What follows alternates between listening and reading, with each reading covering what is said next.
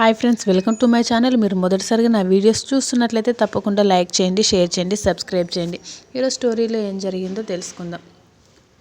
రాజ్ బిడ్డకు తండ్రి ఎవరన్నది కనిపెట్టే భర్త. నిర్దోషిత్వాన్ని అందరి ముందు నిరూపించాలని అనుకుంటుంది కావ్య.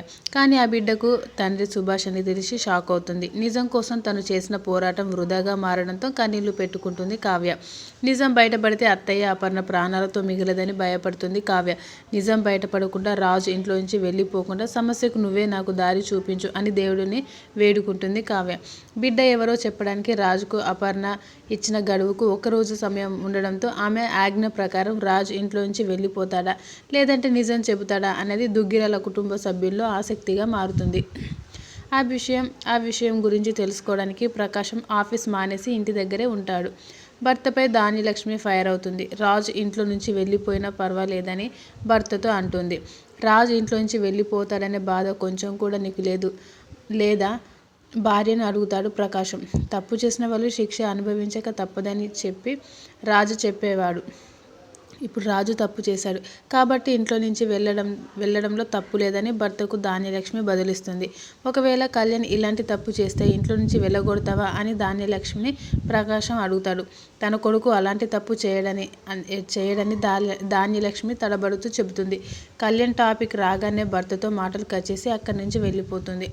రాజుపై పడ్డ నింద నిజం కాదని తెలిసి కూడా కావ్య మౌనంగా ఉండడంపై అప్పు కోపడుతుంది. సుభాష్ చేసిన తప్పును అందరికీ చెప్పమని అక్కను నిలదీస్తుంది. ఆ నిజం బయటపడితే అత్తయ్య ప్రాణాలతో ఉండలేదని అప్పుకు సమాధానమిస్తుంది కావ్య. నిజం తెలిసి కూడా భర్తకు ఎందుకింత మౌనంగా ఉంటున్నారో ఇప్పుడు అర్థమవుతుంది. కొన్ని తప్పులను ఎప్పటికీ సరి చేయలేం, జీవితాంతం వాటిని మోయాల్సిందేనని ఎమోషనల్ అవుతుంది కావ్య. ఆ అవకాశం కూడా నీకు లేదని, బిడ్డ తల్లి వచ్చి ఏదో ఒకరోజు నిజం చెబుతుందేమోనని అప్పు భయపెడుతుంది.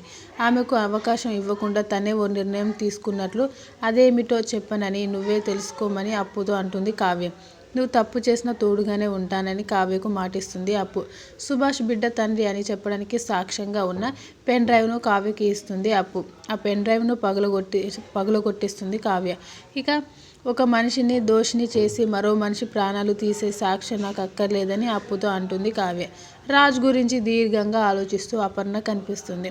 ఆమెపై రుద్రాని రాహుల్ సెటైర్ వేస్తారు. కొడుకుని ఎలా కాపాడుకోవాలని అపర్ణ ఆలోచిస్తున్నట్లుందని రుద్రాని అంటుంది.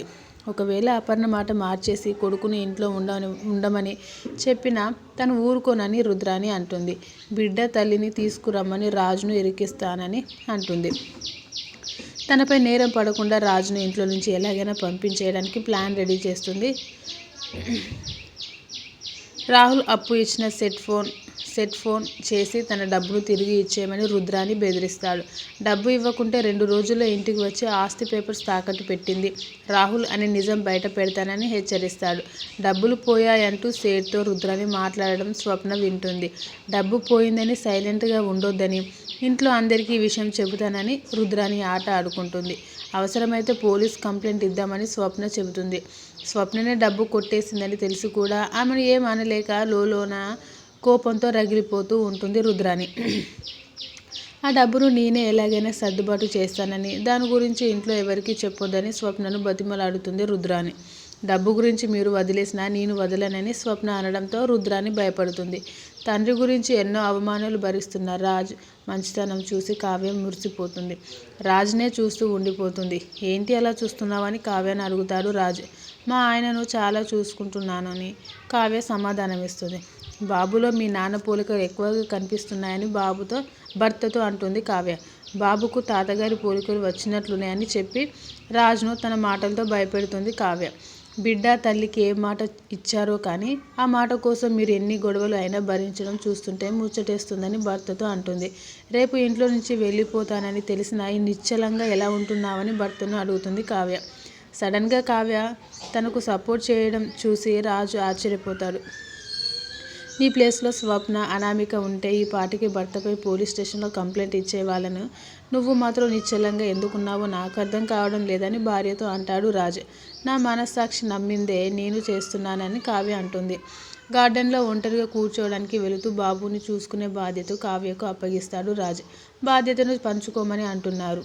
బాబుని పెంచుకోమని చెబుతున్నారా అంటూ భర్తను అడుగుతుంది కావ్య. ఆమె మాటలకు అర్థం కాక రాజు అయోమయంలో పడిపోతారు. టాపిక్ మార్చేసి బాబును రాజు దగ్గర నుంచి తీసుకుంటుంది కావ్య.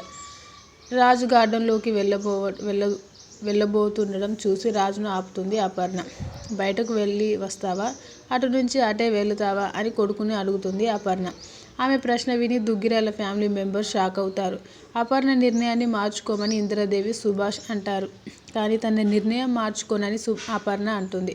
రేపటితో ఇంట్లో నుంచి వెళ్ళిపోవాలని తెలిసినా నువ్వు ఎందుకు నిజం చెప్పడం లేదని కొడుకును నిలదీస్తుంది. ఏ బలహీన క్షణంలో తప్పు జరిగిందో మాకు చెప్పు అంటూ రాజును ఎగతాళి చేస్తూ మాట్లాడుతుంది రుద్రాణి. రేపు ఉదయంలోగా జరిగిందేంటో జరగాల్సిందేంటో చెప్పాలని రుద్రాణి ఆర్డర్ వేస్తుంది. లేదంటే తనే ఇంట్లో నుంచి వెళ్ళిపోతానని అంటుంది.